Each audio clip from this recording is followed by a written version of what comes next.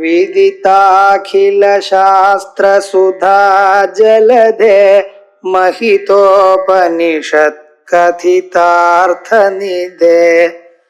हृदये कलये विमलं चरणं भवशङ्कर देशिकमे शरणम् करुणावरुणालय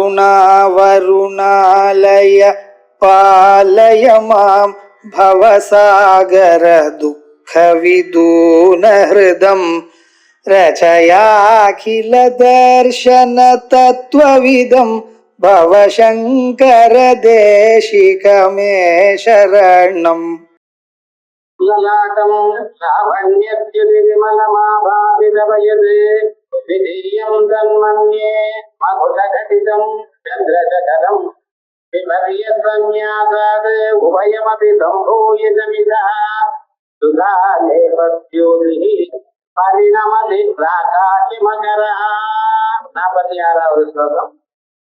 அப்பாட்டிய திருமுக மண்டலத்தை வர்ணிக்கக்கூடியதான ஒரு ஸ்லோகம். ஒவ்வொரு பாகமாக கிரீடத்தினுடைய சௌந்தரியத்தையும் கிரீடத்தில் இருக்கக்கூடியதான மணிகளுடைய ஒரு அமைப்பையும் அதற்கு பிறகு அம்பாள் தலையில இருக்கக்கூடியதான சூழ்நிலையான புஷ்பங்களை பற்றியும் நடுவில் இருக்கக்கூடியதான சீமந்தத்தை பற்றியும் சீமந்தத்தின் நுனியில இருக்கக்கூடியதான சிந்தூரத்தை பற்றியும் இது வரைக்கும் பார்ப்பது. ஒவ்வொரு வர்ணனத்திற்கும் விசேஷமாக நம்ம கவனிக்க வேண்டியிருக்கு. இது அவயவ வர்ணனம் மட்டும் இல்லை, இது அவயவ வர்ணத்துக்காக ஒரு வந்ததான கவித்துவம் இல்லை. இதுக்கு பின்னால ஒரு தத்துவம் அடங்கி இருக்கு. அம்பாளுடைய கிரீடமோ பார்த்தால் அதை வர்ணம் அதை நம்ம தியானம் பண்ணினோமையானால் அவனுக்கு எல்லா விதமான சக்திகள் வரும். அம்பாளுடைய வகுட தியானம் பண்ணி அதுல இருக்கக்கூடியதான சிந்தூரத்தை தியானம் பண்ணினோமையானால் அவளுக்கு சௌபாகியம் ஏற்படும். இப்படி ஸ்திரீகளுக்கு சௌபாகியம் வரணும்னு சொன்னா புருஷாட்சயமா இருந்தா தானே வரும். அப்படி இப்படிப்பட்டதான அனந்தமான பலன்களை இங்க சொல்லி இருக்கு.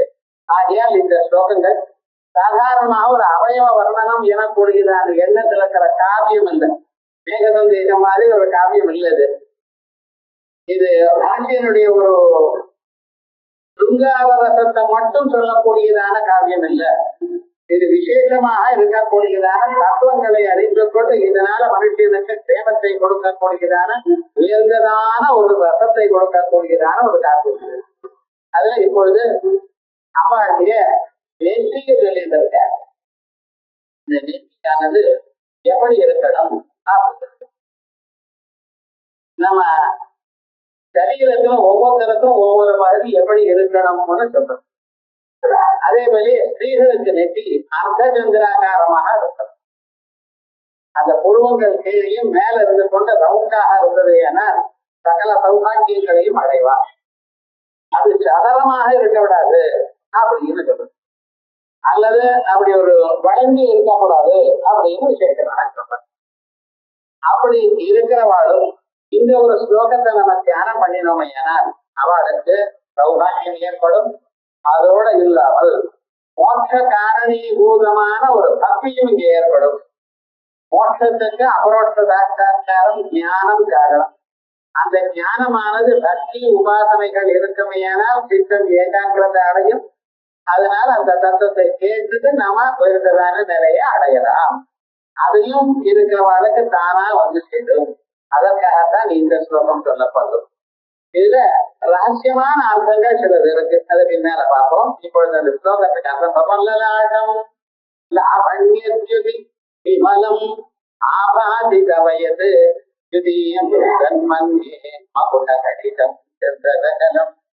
ஆமா, உங்க தலையில ஒரு சந்திரபரை இருக்கு, கிரீடத்துல ஒரு சந்திரபரை இருக்கு. அங்கே ஒரு பாதி சந்திரன் தான் இருக்கு, ஒரு பாகம் தான் இருக்கு, மீதி பாகம் இல்லையே. பூர்ண சந்திரன் தான் இருக்கணும்.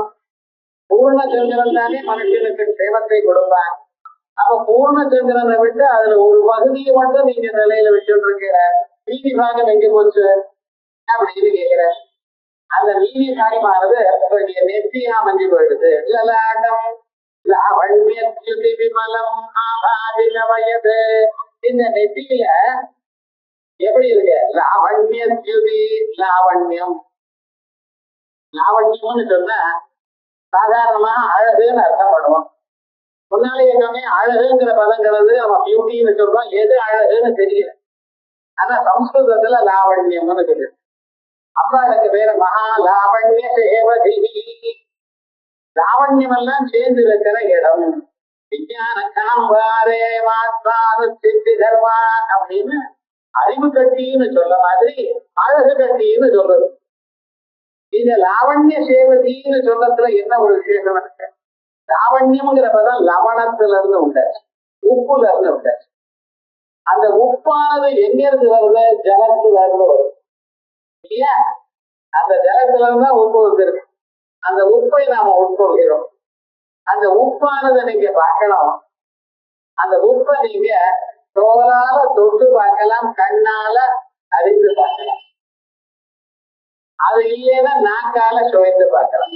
அவ்வளவு இடத்துல பிரம்மமானது எப்படி தெரியும்? கண்ணாலதான் தெரியலையே.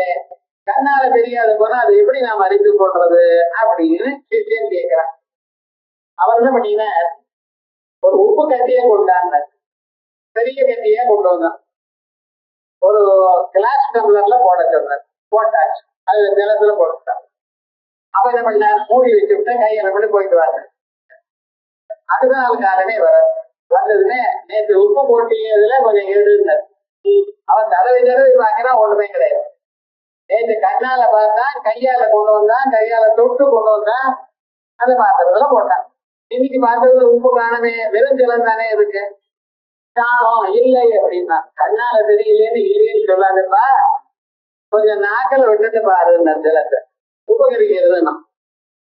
அது நடுவுல இருந்து ஜலத்தை எடுத்து பாருங்க. கரண்டியில விட்டு நடுவில் எடுக்கணும், அடியில இருந்து எடுக்கணும். நிச்சயமா தானே உப்பு கறிக்கிறது. அப்ப என்ன?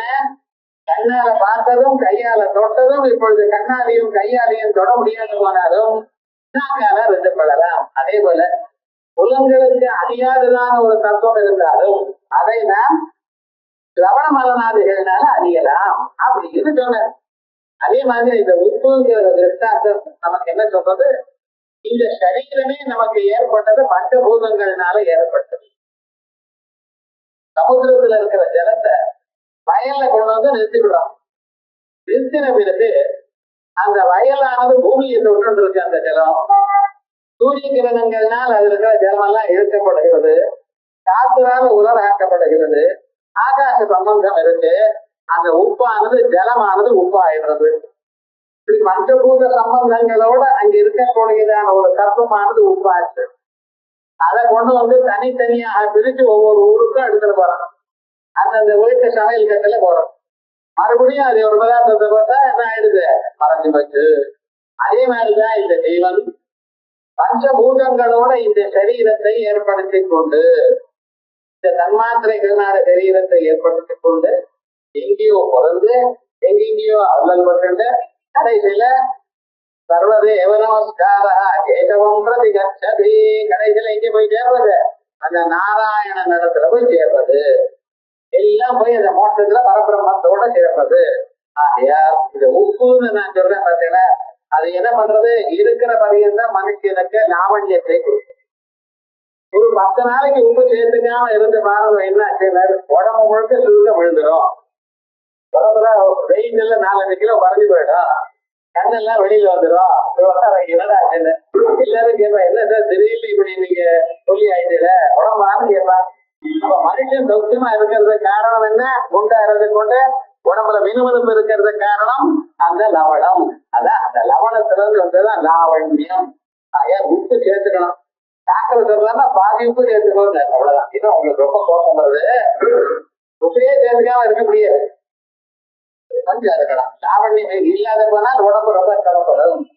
அந்த லாவண்யம் இருக்குமையானால் உடம்புல மினுமினுப்பு, தோல்ல மினுமினுப்பு இருக்கலாம். அது இருந்தால்தான் இந்த மனுஷனுக்கு ஒரு சக்தி வரும். அதான்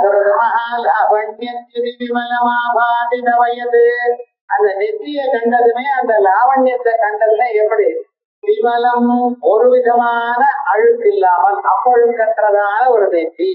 ஆபாதித வயது இது என்னமான திதி எந்தன் மங்கே மகுட கடிதம் சந்திரகலம். அந்த சந்திரபிட மேல கிரீடத்துல இருக்கு, அதுல விட்டு போன பகுதி இங்க இருக்கு நினைக்கிறேன்.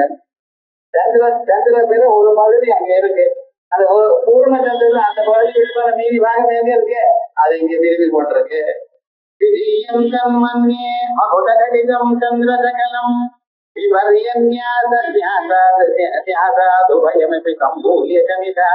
அதையும் இதையும் சேர்த்தனையானால் அது ரெண்டு மேல ஒண்ணு கீழே ஒண்ணு இருக்கு. இந்த லலாட்டத்தில் இருக்கக்கூடியது கீழ் நோக்கி இருக்கு, அந்த சந்திரசகலமானது மேல் நோக்கி இருக்கு. அந்த ரெண்டையும் திருப்பி ஒன்னா சேர்த்தமையானால்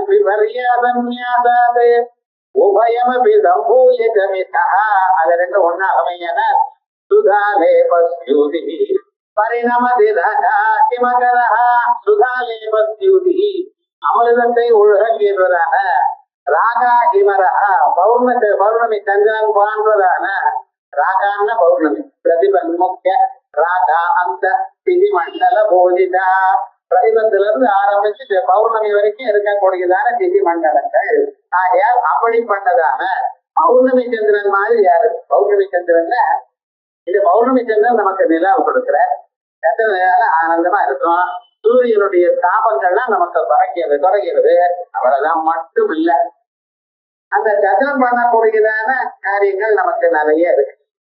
முதல்ல சந்திரன் அவருடைய கிரணங்களானது நாம உட்கொள்ளக்கூடியதான பொருள்கள்ல விழுது. இது புஷ்பங்கள், பழங்கள், காய்கறிகள் இவைகள்ல விழுது.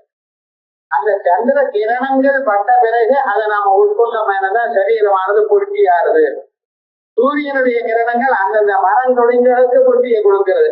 அது சௌக்கியமா இருக்கலாம், அதுல இருந்து குளோரோபில் தயார் பண்ணி அது சௌக்கியமா இருக்கும். ஆனா அதை உட்கொண்டா நீங்க சௌக்கியமா இருக்கணுமே.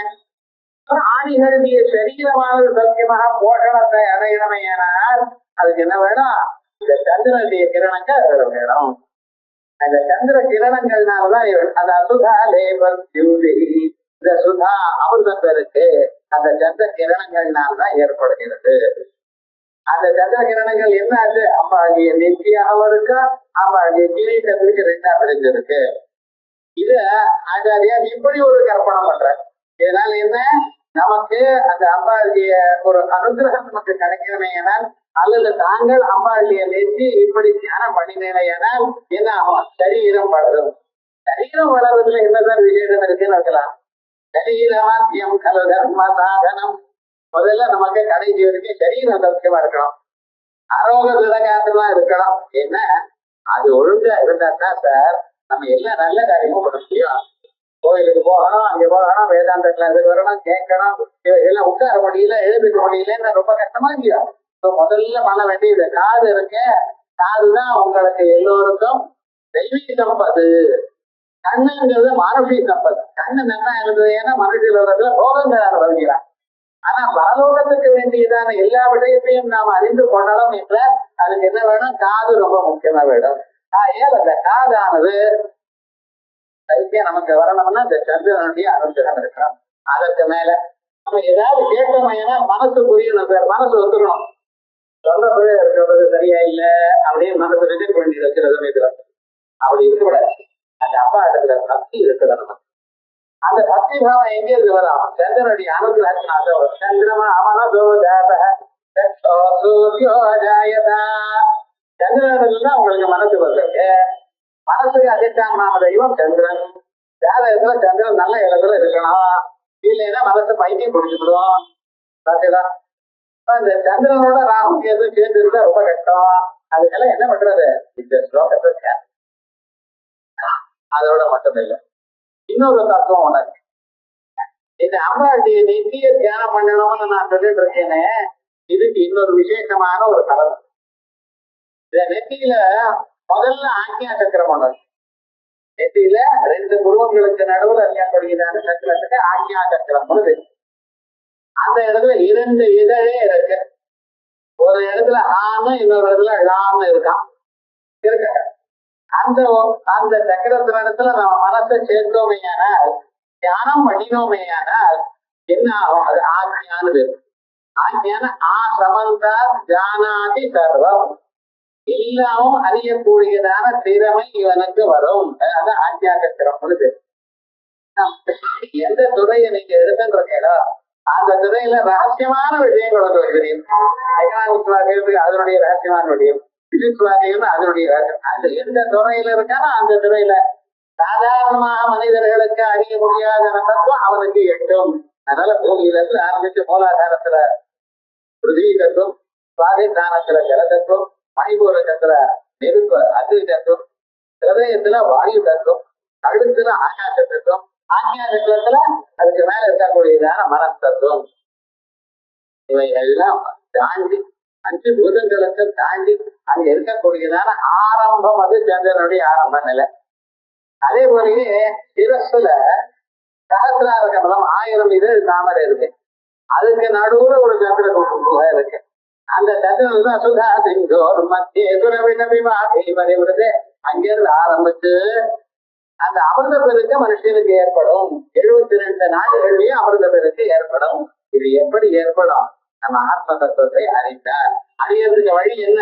நீங்க மனசு இருக்குதான் பண்ணினா அது அதிதீயம் தன்மந்தே மகுடகடிதம் ஜகலம் விபர்யாசன்யாசாது.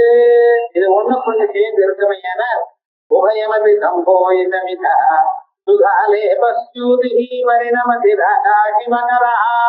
இது சாதாரணமா ஸ்லோகத்துக்கு அர்த்தம் பார்த்தோம். முக்கியமாக இந்த ஆக்ஞா சக்கரத்தை வந்து வரக்கூடியதான ஒரு தத்துவம் இருக்கு. இங்க இருந்தா ஸ்திரீகளுக்கு கர்ப்போத்பத்தி ஏற்படும். அவளுக்கு குழந்தை பிறக்கணும் எனக்கூடியதான ஒரு தத்துவம் வரணும். இந்த ஸ்லோகத்தை தியானம், இந்த ஸ்லோகத்தை தியானம் பண்ணி வெண்ணைய நிவேதனம் பண்ணணும். வெண்ணைன்னு சொன்னா ஏதோ பழைய நாள்ல இருக்கிற வெண்ணெய் எடுக்கிறாரு. ஏதோ ஒரு மாசம் முன்னால ஆவிர் கொண்டு வந்து கொஞ்சம் கொஞ்சமா டெய்லி கொஞ்சம் கட்ட ஒரு ஸ்லைஸா அப்படி எல்லாம் பண்ணக்கூடாது. அன்னன்னைக்கு எடுக்கலாம். அன்னன்னைக்கு கடந்து அந்த வெண்ணெய் எடுத்து அது அப்பொழுது நவநீதம்னு பேர். இந்த ஸ்லோகத்தை சொல்லி அம்மாளுக்கு நிவேதனம் பண்ணி இதை உட்கொண்டா கர்ப்போத்பத்தி ஏற்படும்னு சொல்றது. அதோட இல்ல பால் பாயசமும் நிவேதனம் பண்ணலாம்னு சொல்றாரு. சலாண்டமானது நம்ம லாவண்ய திதி விமல மாபாதி அப்பொழுதுன்றதாக அந்த நிலா மாதிரி இருக்கு. அப்ப ஒரு பாதி தானே இருக்கு, இன்னொரு பாதி எங்க இருக்கு? அப்படியா? இன்னொரு பாதி யாரு? சந்திர பிள்ளையில மேல கிரீடத்துக்கு மேல இருக்கு. அந்த ரெண்டையும் விமர்யாசன்யாசாது ரெண்டையும் ஒன்னா சேர்த்தோமையான உபயோகித சம்பூய சமிதா ரெண்டும் சேர்ந்துட்டு சுதாரே பஸ்யூதி பௌர்ணமி சந்திரன் மாதிரி பரிபூர்ணமான ஒரு சந்திரன், அமிர்தத்தை கொடுக்கக்கூடியதான ஒரு சந்திரன், மனுஷனுடைய சரீரத்துல ஒவ்வொரு பகுதியும் ஆனந்தத்தையும் புஷ்டியும் கொடுக்கக்கூடியதான சந்திரன், ஸ்திரீகளுக்கு கர்ப்பத்தையும் கொடுக்கக்கூடியதான சந்திரனா பரிணமதிராகா ஹிமகரா. இதான் சாஸ்திரமத அஷ்டமி சந்திர விப்ராஜ தலிகஸ்தல சோபிதா. அஷ்டமி சந்திரன் போல பிரகாசிக்கக்கூடியதான அங்க அஷ்டமி சந்திர விப்ராஜானே அதான் இவர் தாவண்ய விமல. அதுதான் நீங்க சொல்லிருக்க. தலிகஸ்தல சோபிதா தலிகஸ்தலம் அப்படின்னு சொன்ன சரீரத்துக்கு எல்லா விதமான சக்தியும் உண்டு பண்ணக்கூடியதான ஒரு ஸ்தலம். இந்த சந்திரன் இடத்துல அப்பாட தியானம் பண்றதுன்னு ரொம்ப விசேஷமா இருக்கு. அது புஷ்டியை கொடுக்கலாம். சரீரத்துல எந்தெந்த பகுதியானது தனித்தனியாக அது கெட்டு போறது அவைகள்லாம் புனருற்பத்தி ஆகும். சாந்தோக்கிய வருடத்துல கிருஷ்ண பரமாத்மா இத சொல்லியிருக்க. என்ன காஞ்ச மரமா இருந்தாலும் சரி, இத நல்ல பட்டு வச்சு, அதனால இந்த மந்திரத்தை சொல்லி நீங்க ஜபம் பண்ணி அந்த ஜலத்தை விட்டு துழுக்க ஆரம்பிக்குங்கிற பிராயம் போயிடுது, காஞ்சி போயிடுதுன்னு அது உமக்கு என்னன்னு இந்த பிரின்சிபல் ஆஃப் ரிசரக்ஷன் சொல்ற பதில அது மந்திரத்துல இருந்தது நம்ம நாட்டுல. ஆனா அதுக்கு என்ன பண்ணணும்? நம்ம ஒழுங்கா ஜபம் பண்ணணும். சாதாரணமா நிச்சயகர்மாக்கள்லாம் பண்ணி எப்படி இருக்கணுமோ அப்படி பண்ணலாம் நிச்சயமா ஏற்படும். அது அந்த சந்திரனுக்கு இருக்கக்கூடியதான ஒரு சக்தி இங்க விசேஷமாக இருக்கு. அதை இந்த மந்திரத்துல பார்ப்போம்.